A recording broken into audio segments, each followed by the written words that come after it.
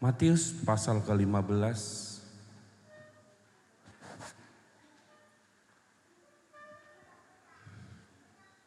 Matius pasalnya ke-15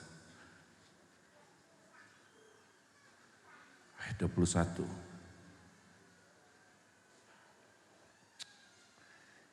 Kita akan baca cara bergantian Bapak Ibu. Saya akan pertama, saudara yang kedua. Perempuan Kanaan yang percaya, lalu Yesus pergi dari situ dan menyingkir ke daerah Tirus dan Sidon. Tapi Yesus sama sekali tidak menjawabnya, lalu murid-muridnya datang dan meminta kepadanya, "Suruhlah ia pergi, ia mengikut kita," dengan berteriak-teriak.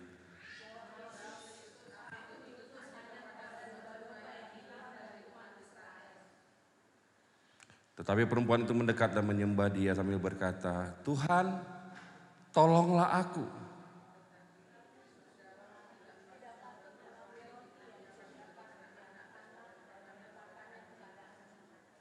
Kata perempuan itu, "Benar Tuhan, namun anjing itu makan remah-remah yang jatuh dari meja tuannya."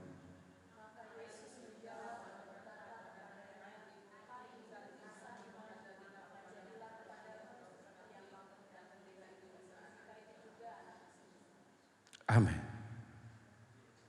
Satu pertanyaan buat kita mengawali khotbah hari ini. Kalau saudara dihina, kira-kira apa yang saudara lakukan? Kalau saudara dihina, apa yang saudara lakukan? Mungkin ada yang marah, ada yang menghina balik, ada yang ngata-ngatain. Mungkin ketika saudara punya tenaga yang lebih, saudara mungkin mengukulnya, benar? Karena sering sekali orang harga diri lebih tinggi dari semuanya, bahkan lebih tinggi dari Tuhan. Banyak orang hidup dengan harga diri yang sangat luar biasa. Kadang-kadang kita mengatakan, walau saya miskin tapi saya jangan dihina. Kalau saya bersalah jangan saya dihina, jangan saya disalah-salahin. Kalau saya melakukan kesalahan maunya mbok ya dibela, jangan diapa-apain. Banyak orang hidup dengan sebuah harga diri yang akhirnya menjebak dirinya sendiri. Akhirnya banyak orang kemudian marah, kecewa, bahkan ada banyak orang karena harga dirinya diinjak, lalu apa yang dilakukan, dia membunuh orang itu. Apalagi banyak hari-hari ini juga suami istri saling membunuh kan. Istrinya nggak bisa ngelawan pakai tenaga, diracun malam-malam. Ya kan? Suaminya dengan segala kegopohan dia, kehebatan dia pukul, dia bunuh. Karena merasa bahwa hari ini harga diri saya. Apalagi seorang laki-laki harga dirinya sangat tinggi. Sehingga kemarahan demi kemarahan akan terjadi dalam kehidupannya. Saudara, hari ini kita belajar dari seorang perempuan Kanaan. Ini kok gaungnya bisa kok nggak gennya mungkin dikecilin ya, terlalu feedback. Saudara, kita belajar dari seorang perempuan Kanaan hari ini. Ketika anaknya sakit, dia datang kepada Yesus. Harusnya logikanya adalah kalau dia datang kepada Yesus, harusnya Yesus menerima dengan senang hati. Oh, ada yang datang kepadaku. Pasti dia harusnya kalau dalam etika umum begitu datang pasti ditolong. Apalagi saat itu Yesus adalah guru yang terkenal, yang sangat hebat, luar biasa, dan orang-orang tahu bahwa dia adalah Allah yang penyembuh. Lalu perempuan itu datang karena anaknya kesurupan setan, tapi dia mendapatkan apa yang tidak patut dia dapatkan. Apa yang dia katakan? Yesus katakan, "Aku datang kepada domba Israel yang hilang." Dia mengatakan dia datang kepada domba Israel. Ya, coba kita buka di ayat yang lain. Markus pasal yang ke-7. Di sini lebih kuat lagi Tuhan mengatakan, kalau di ayat tadi itu dikatakan, "Aku datang kepada domba Israel." Tetapi coba perhatikan di Markus 7 ayat 27. Coba ditayangkan Kak Yuli. Markus 7 ayat 27. Saudara perhatikan. Biarlah, lalu Yesus berkata kepadanya, biarlah anak-anak kenyang dulu sebab ia tidak patut mengambil roti yang disediakan bagi anak-anak dan melemparkannya kepada anjing. Saudara perhatikan bagaimana Yesus sudah menyamakan perempuan Kanaan itu dengan seekor anjing. Ini adalah penghinaan yang sangat luar biasa sebenarnya. Kalau kita mengatakan adalah, sering sekali orang mengatakan, di mana etika seorang Yesus? Kenapa kemudian Yesus dengan gampang mengatakan anjing? Harusnya dia mengatakan hal-hal yang sangat etika, yaitu apa? Ya udah kamu datang, sini saya obatin, mana anakmu, sini saya usir setannya, harusnya begitu. Karena penuh dengan kasih. Tetapi apa yang didapatkan oleh perempuan Kanaan ini adalah tidak layak melempar kepada anjing. Yesus memberikan satu perkataan yang sangat luar biasa. Menyamakan perempuan itu dengan seekor anjing. Tetapi hal yang sangat mengejutkan yang dilakukan oleh perempuan itu adalah dia bukan lalu pergi begitu meninggalkan Tuhan. Tetapi yang dia lakukan adalah anak-anak makan remah-remah yang jatuh dari meja tuannya. Kalau saudara perhatikan bagaimana si perempuan ini lalu merendahkan dirinya lebih lagi daripada apa yang sudah Tuhan nyatakan. Kalau tidak layak kepada anjing maka dikatakan apa? Tetapi anjing, dia katakan ini sangat luar biasanya. Coba lihat ayat 28-nya. Tayangkan dulu. Tetapi perempuan itu menjawab, benar Tuhan, tetapi anjing yang di bawah meja itu juga makan dari remah-remah yang dijatuhkan anak-anak. Saudara perhatikan bagaimana si perempuan itu tidak kemudian lalu pergi waktu dia disamakan dengan anjing. Tetapi apa yang dia lakukan? Anjing juga makan remah-remah. Dia merendahkan dirinya. Dia merendahkan karena dia tahu dia berhadapan dengan seorang Tuhan. Tapi banyak orang terbalik pada hari-hari ini anak-anak Tuhan. Bahkan berani marah dengan Tuhan. Bahkan ada yang berani kok Tuhan tega. Kok Tuhan izinkan persoalan ini, kok Tuhan begini, kok Tuhan begitu. Sering sekali orang tidak tahu diri. Sering sekali orang mengatakan bahwa derajatnya tinggi dan harus diakui dan harus dikabulkan dan harus diberikan apa yang dia mau. Tapi lupa siapa yang dia hadapin. Lupa siapa yang dia sembah. Kenapa? Karena banyak orang tidak mengenal siapa Tuhan Yesus sebenarnya. Makanya asal. Melakukan segala sesuatu asal. Susah untuk mengasihi, susah untuk mengampuni, susah untuk mengerti. Kenapa? Karena levelnya mungkin saja apa yang Yesus katakan, levelnya level anjing, level binatang. Binatang itu susah. Kadang-kadang binatang itu begini, dibaik-baikin lama-lama dia akan gigit tuh binatang tuh. Karena level. Itulah yang membuat orang lalu bicara sebuah harga diri.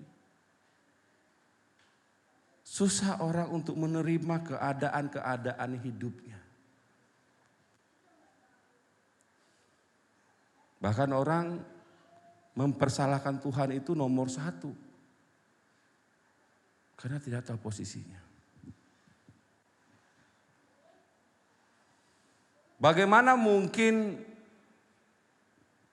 dosa berjumpa dengan kekudusan Tuhan. Bisa nggak kira-kira? Nggak akan pernah bisa. Dosa tidak bisa berjumpa dengan kekudusannya Tuhan. Tetapi banyak orang merasa bahwa wajib Tuhan mengampuni dosanya. Wajib Tuhan memperhatikan hidupnya. Wajib Tuhan mencukupkan kehidupannya. Tapi dia lupa apa yang dia sudah lakukan kepada Tuhan. Dia lupa itu. Ibaratnya orang belum melakukan apa-apa lalu meminta haknya.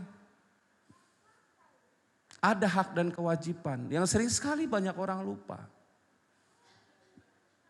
Hak dan kewajiban yang sering sekali orang tinggalkan hanya karena dia merasa bahwa wajiblah Tuhan untuk mencukupkan hidupnya. Makanya asal. Segala sesuatu dilakukan dengan asal. Ya udahlah, Tuhan itu kan baik. Karena selama ini sudah diajarkan banyak, oh Tuhan itu baik, oh Tuhan itu nanti akan mendengarkanmu. Ya kalau enggak dikabulkan ya nantilah tunggu pasti saatnya akan dikabulkan. Dia lupa, dia berhadapan dengan Allah yang kudus, tapi dia tidak mempersiapkan dirinya di hadapan Tuhan. Tuhan mau ada sebuah korban bakaran yang kita lepaskan. Tuhan mau ada sebuah korban bakaran yang kita berikan kepada Tuhan. Apa itu? Diri kita. Diri kita harus lepas. Prinsip kita harus kita tanggalkan. Ego kita harus kita lepaskan. Kasih itu harus lebih tinggi daripada segala sesuatunya. Kasih. Tapi banyak orang lepas dari situ. Saudara, ada jatah yang Tuhan berikan bagi setiap kita. Ada jatah, ada hadiah yang Tuhan berikan bagi kita. Cuma persoalannya adalah apakah kita menjadi anak-anak Tuhan sudah masuk ke dalam antrian itu. Kita sudah mau gak datang mengambil jatah itu. Mengambil roti yang tadi katakan roti ini hanya untuk orang Israel. Saudara, saya mau katakan begini saudara. Kita itu adalah cangkokan. Dulu pernah saya ajarkan dulu, mungkin belum jelas, saya ulangi lagi. Kita itu adalah cangkokan. Saudara tahu yang dicangkok? Bukan sesuatu yang utama. Ya, ini sudah perhatikan, kita adalah cangkokan. Bukan sesuatu yang utama. Saudara diambil dari tempat lain baru ditempelkan. Artinya bahwa kita bukan bagian dari kerajaan Allah. Kita hanya nebeng. Kadang-kadang orang cangkokan ini jauh lebih luar biasa ya, lebih lebih berkuasa daripada orang yang sebenarnya, betul nggak? Ya kan? Ibaratnya anak kandung, anak tiri lebih hebat daripada anak kandung. Cangkokan. Orang banyak tidak sadar bahwa dia adalah cangkokan. Orang kalau menyadari dia adalah cangkokan, maka yang dia lakukan adalah untuk selalu nempel dengan pohon itu. Benar? Dia akan selalu nempel, dia akan selalu pingin bersama-sama. Makanya sebenarnya dalam hidup ini, dalam kekristenan, dalam roh, dalam hati kita, dalam kehidupan kita dengan Tuhan, harusnya usaha kita sebagai orang-orang yang ditempelkan dengan Tuhan harus lebih besar daripada anak kandung. Kalau anak kandung begitu dia melakukan kesalahan masih diampunin. Berkali-kali dia diampunin. Tapi kalau anak tiri, anak cangkokan, begitu kau melakukan kesalahan, kau dipotong, kau dibuang. Pergi kau dari rumah ini. Karena kan gampang. Karena dia bukan bagian dari ahli waris. Dia bukan bagian dari apa yang sudah ditentukan. Makanya ketika Yesus mengatakan kepada perempuan Kanaan itu, ini bukan buat anjing. Kenapa? Karena memang ini bukan bagian dari orang itu. roti yang akan Tuhan berikan ini adalah tubuhnya sendiri adalah jatah orang Israel. Kalau kita mau katakan begini, loh kok Tuhan gak adil? Justru itu keadilannya. Kenapa? Karena setiap orang harus punya yang namanya hubungan yang kuat dengan Tuhan. Setiap orang harus bayar harga dengan Tuhan. Kenapa orang Israel menjadi bagian terpenting dari Tuhan? Karena dia melihat Abraham, Ishak dan Yakub. Lalu kita bagaimana? Ya kesalahannya adalah nenek moyang kita. Kalau kita mungkin mengatakan, oh dulu kan tidak ada orang mengenal Yesus, wajar dong kalau begitu. Saudara, harusnya setiap orang mulai menggunakan kebijaksanaannya. Makanya Alkitab mengatakan, kalau kau tidak percaya, lihatlah ciptaanku. Harusnya setiap orang berpikir, ada ciptaan. Siapa yang menciptakan ini? Ketika orang tahu bahwa siapa menciptakan, maka dia akan datang kepada yang menciptakan itu. Lalu ketemu. Ketika dia ketemu, dia punya hubungan. Ketika dia punya hubungan, baru diperhitungkan segala sesuatunya. Makanya kenapa orang Israel diberikan banyak. Diberikan kepintaran, diberikan hikmat, diberikan kelompok kecil bisa mengalahkan kelompok besar. Mereka orang-orang kecil. Tetapi intinya adalah penyertaan Tuhan. Pertanyaannya adalah, sudahkah kita hidup dalam penyertaan Tuhan? Sudahkah hubunganmu sudah kau bangun dengan Tuhan? Atau pertanyaannya adalah, sudahkah kau membayar harga buat kau ketemu Tuhan dan melayani Tuhan? Harga apa yang sudah kau bayar? Itu pertanyaannya. Harga apa yang sudah kau bayar selama ini datang kepada Tuhan? Jangan-jangan kau tidak punya harga yang kau bayar, ya kan? Apalagi khususnya pelayan-pelayan. Kita bukan hanya sekedar mau main aja, kita main, oke, main penyembahan, latihan, bukan itu. Tetapi paling intinya adalah setiap hari kau punya waktu enggak dengan Tuhan, baca firman enggak, punya waktu doa enggak kau? Kau punya waktu enggak menyampaikan Yesus kepada orang lain? Kau punya waktu enggak membawa orang ke Tuhan? Kau sudah mematikan gak kedaginganmu? Jangan-jangan kau masih ego. Gak bisa kalau diomongin keras dikit langsung sakit hati. Karena ada harga yang dibayar. Nah harga itu nanti Tuhan perhitungkan sebagai satu perekat untuk kau selalu bersama-sama dengan Tuhan. Kalau kita hanya datang sebagai seorang pelayan misalnya, datang hanya sekedar saya latihan hari Minggu saya kemudian main, habis itu pulang setiap hari hidup dengan dunia ini ya kita hanya sebagai alat. Alat itu tidak akan mendapat tempat dalam kerajaan Allah. Itu yang kita harus paham. Yang mendapat tempat dalam kerajaan Allah adalah hanya anak-anak Allah. Kalau anak Allah berarti hidup dalam firman, dalam kebenaran. Membakar dirinya sendiri. Ya. Apalagi misalnya orang yang pelayanan, yang sudah pelayan kau harus punya waktu untuk berpuasa. Seminggu sekali wajib sebenarnya kau puasa. Untuk apa? Untuk menyiapkan dirimu di hadapan Tuhan. Bayangkan kita lagi melayani roh yang tidak kelihatan tapi melihat kita. Dia tahu nih keadaan kita. Oh kamu cuma untuk show up aja karena kau punya keahlian. Nanti kita akan dinilai menjadi orang-orang sombong. Kenapa? Karena kita tidak punya persiapan hari lepas hari. Pertanyaannya apakah level kita adalah level yang seperti itu? Ya kan? Dan bagi semua jemaat juga harus mempersiapkan diri. Kita punya waktu buat Tuhan. Kau punya waktu buat Tuhan. kau punya waktu buat baca firman, kau punya waktu untuk membunuh semua kelemahanmu, kau punya waktu untuk, kau punya hidup itu harus menghancurkan semua, mengampuni orang yang menyakitimu, harusnya level itu. Kenapa ini penting? Karena ini kaitannya dengan hadirat Tuhan. Karena ini kaitannya dengan kue yang harus kau makan tiap hari yang Tuhan mau berikan. Tuhan akan mengukur segala sesuatu dari kesetiaannya kita. Kita sudah bayar apa dalam hidup kita?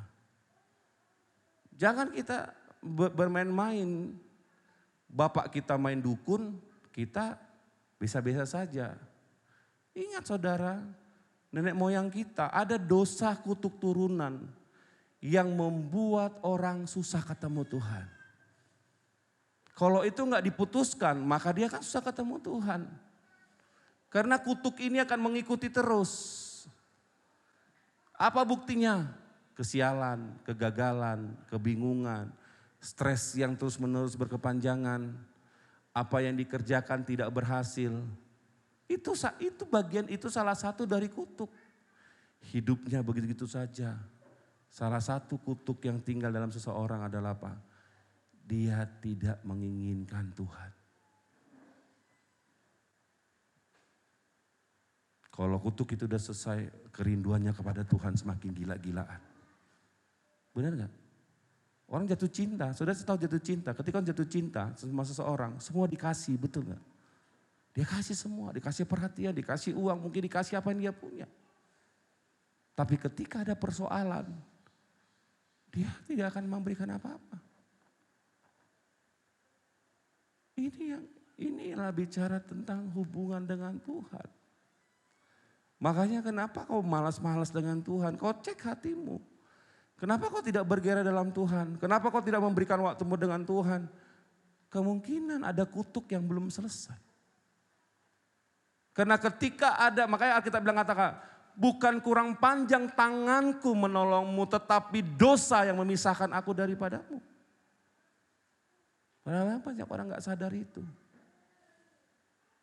Tinggal dalam dosa, masih tetap dalam dosa, pelayanan. Gak pernah dibereskan hidupnya. Masih tinggal dalam dosa. Harusnya orang berlomba-lomba untuk hidup benar di hadapan Tuhan. Seperti perempuan Kanan ini. Dia tahu bahwa ada Tuhan. Makanya dia tidak kemudian lalu kemudian jadi pemarah. Enggak, dia enggak marah. Dia lakukan kemudian enggak pergi bete kan, kok aku disamain sama anjing? Enggak. Malah dia bilang anjing pun makan dari remah-remah yang jatuh dari meja anak-anak. Karena dia tahu dia berhadapan dengan siapa. Saudara tahu saudara berhadapan dengan siapa? Saudara tahu saudara punya Yesus yang kuat? Datang sama dia, itu kuncinya. Saudara datang sama dia supaya bukan semuanya. Supaya dipulihkan semuanya. Supaya roti itu yang tadinya bukan menjadi bagianmu, menjadi bagianmu yang Tuhan kasih. Itu yang kita mau kejar. Kita mau kejar bagaimana perhatian Tuhan dalam hidup kita. Kita mau kejar bagaimana Tuhan mengubah kita. Kita mau kejar bagaimana Tuhan selalu bersama-sama dengan kita. Itu yang kita harus kejar habis-habisan. Makanya kalau saudara pernah baca tentang seorang pedagang yang ketemu mutiara, dia jual semua hartanya hanya untuk satu mutiara ini. Kenapa? Karena dia tahu bahwa ini adalah hal yang sangat penting. Saudara tahu nggak Yesus itu penting? Atau cuma gantungan kunci doang? Ya kan? Atau cuma background di handphonemu doang Yesus itu. Tapi dia tidak tinggal di dalam hatimu. Atau jangan-jangan kau sudah kepahitan dengan Tuhan. Karena Tuhan gak pernah mengabulkan doamu mungkin. Kau doa-doa gak dikasih-kasih. Mungkin kau pikir Tuhan gak menyembuhkanku. Tuhan gak mencukupkanku, Tuhan membiarkan aku sengsara, Tuhan membiarkan begini, begini. Dan jangan-jangan kita secara gak langsung dari hati kita begitu. Artinya bahwa kita masih di dalam kutukan yang belum pernah lepas. Kita masih berada di bawah dosa turunan yang belum lepas. Kenapa? Karena gairahnya ke Tuhan tidak ada. Maka nanti saudara cek, supaya ini kita bereskan semuanya. Saudara akan cek, kalau saudara tidak punya gairah dalam Tuhan, kalau saudara malas-malasan, tidak punya waktu berdoa, tidak punya waktu baca Alkitab, saudara tidak punya waktu bicara Yesus ke orang lain, saudara tidak punya kerinduan kepada Tuhan, jangan-jangan kutuk itu masih ada dalam hidupmu. Yang harus dilepaskan, yang harus dibebaskan. Harusnya kerinduan, betul gak? Kalau orang punya hubungan baik dengan seseorang, pasti dia akan enak bicara. Tapi begitu ada sesuatu, pasti dia sudah gak enak. Yang ada buang muka lah, yang ada ketemu itu gak enak kan, selalu menghindar lah. Pasti akan seperti itu. Kalau kau menghindar dari Tuhan, kau semakin menghindar dari Tuhan. Kau tidak punya kerinduan, kau tidak punya waktu. Artinya kau masih hidup dalam kutuk itu. Apa kutuk itu? Kesombonganmu yang tidak butuh Tuhan. Perempuan ini satu hal yang membuat dia bertahan. Dia butuh Tuhan. Dia tahu bahwa saya berhadapan dengan Tuhan. Sehingga dia terus datang menyembah dia. Terus datang setia. Walaupun dia dihina, dia tetap datang. Karena dia tahu dia akan menemukan sesuatu dalam Tuhan. Ini yang kita harus paham saudara-saudara. Cari Tuhan dalam hidupmu.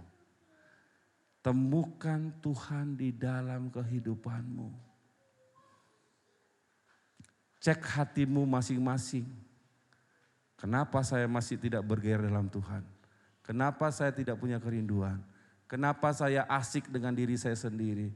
Kenapa saya masih gampang tersinggung? Kenapa saya susah untuk mengampuni? Kenapa saya bisa susah menerima diri saya? Ini yang harus dapat tahu. Supaya apa? Supaya kita menemukan Tuhan dan mengubah hidup kita. Amin. Kita bukan lomba hebat-hebatan. Dalam hidup ini adalah kita bukan lomba hebat-hebatan. Oh karena saya bisa bekerja, saya punya pendapatan sekian, oh saya lebih hebat. Saya lebih hebat dari kamu karena kamu hanya kerjanya kecil misalnya. Yang satu yang Tuhan mau inginkan dari kita, apakah kau bisa berlomba-lomba tinggal dalam Tuhan? Apakah kau bisa berlomba-lomba berlama-lama duduk dalam hadirat Tuhan?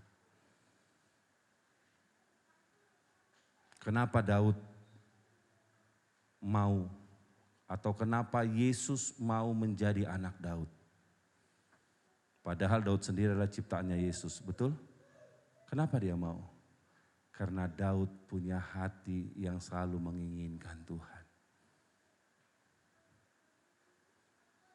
Di antara banyak zaman perjanjian lama sampai masuk kepada zamannya Daud, hanya Daudlah salah satunya raja atau pengikut Yesus, pengikut Tuhan yang menari di depan tabut Tuhan.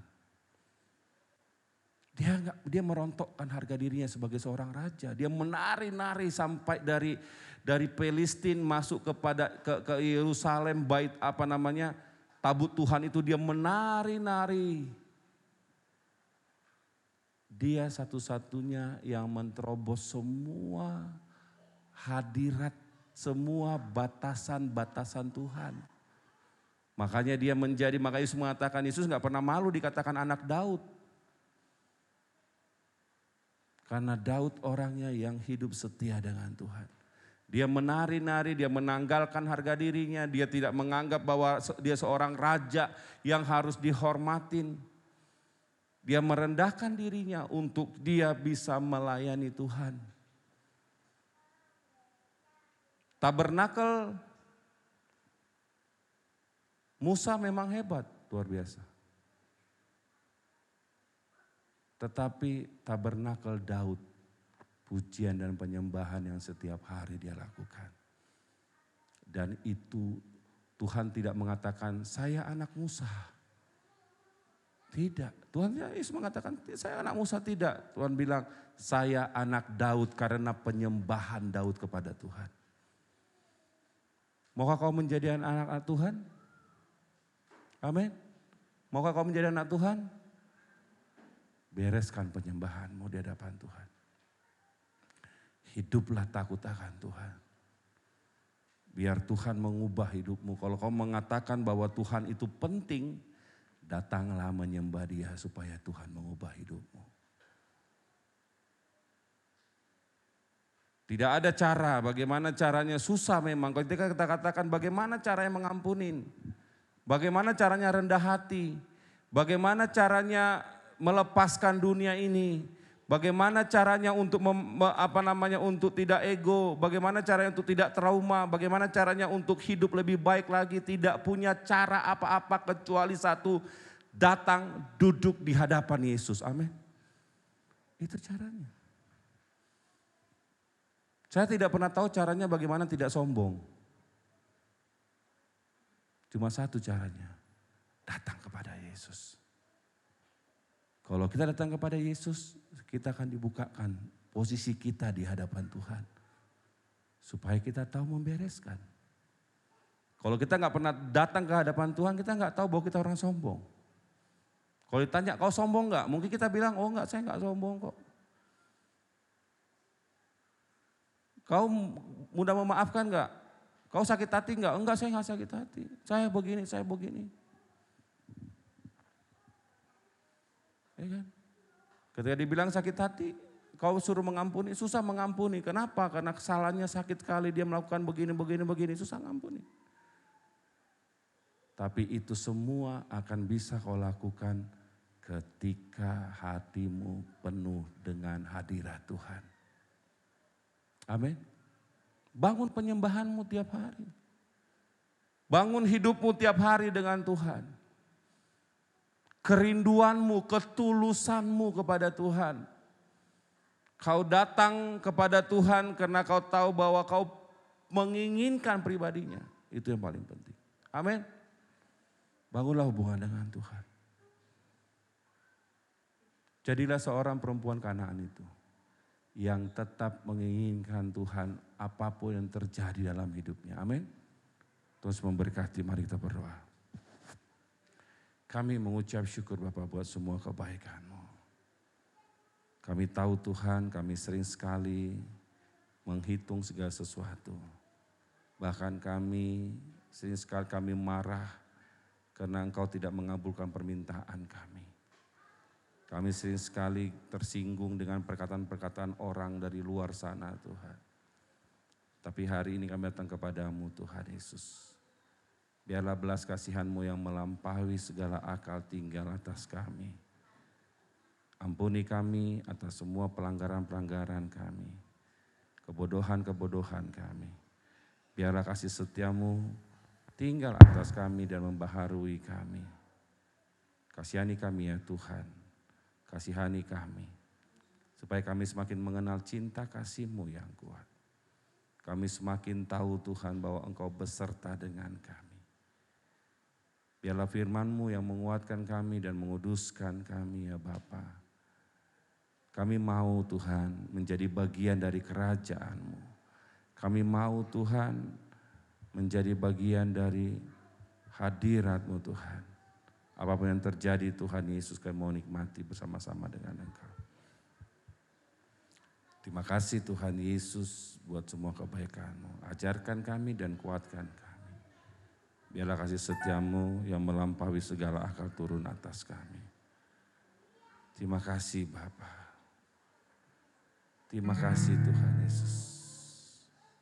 Terima kasih Tuhan.